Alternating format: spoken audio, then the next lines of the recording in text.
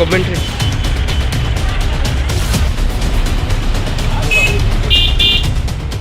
বিক্রি করতেছেন আপনি মার্কেটে? 500 টাকা, 510 টাকা।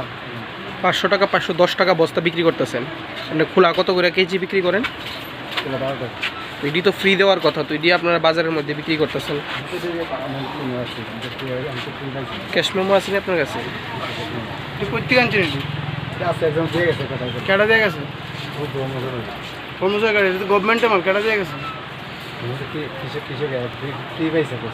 ফ্রি কতলা পাইছি?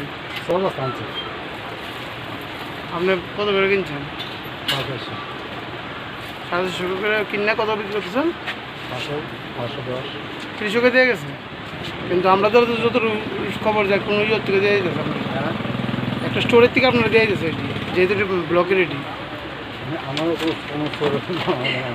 কেরা কৃষকের নাম কি যায় দিয়ে গেছে? মাধ্যমে জানলাম, আমি এখন সেক্টর অফিসারকে রিপোর্ট করলাম ব্যাপারটা ইনকোয়ারি করে দেখার জন্য। যদি ইনকোয়ারিতে দেওয়ার পরে যে সত্যতা, তো তার লাইসেন্স ক্যান্সেল হবে, এটুকু আমি বলতে পারি। ইডি স্যার মানে কতটুকু একজন কৃষক পাইতে পারে?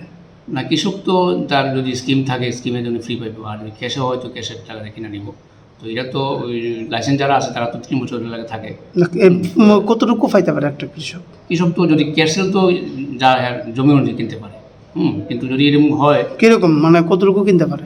তার জমি অনুযায়ী, জমি ক্যাশে, হ্যাঁ জমি অনুযায়ী যা সে কিনতে পারে। কারণ এখানে যে ওনার বক্তব্য যে কৃষক থেকে নাকি কিনছে 300 কেজি মতো। আচ্ছা, সেক্ষেত্রে যদি এটা ইনকোয়ারি হয় ধরা পড়ে ওনার লাইসেন্স আমরা ক্যান্সেল করবো, এটুকু আমি বলতে পারি। এমনকি এমনি খোলা ওই গভর্নমেন্ট সাপ্লাইয়ের মাল কি বেচতে পারে কোনো দোকানে? না না।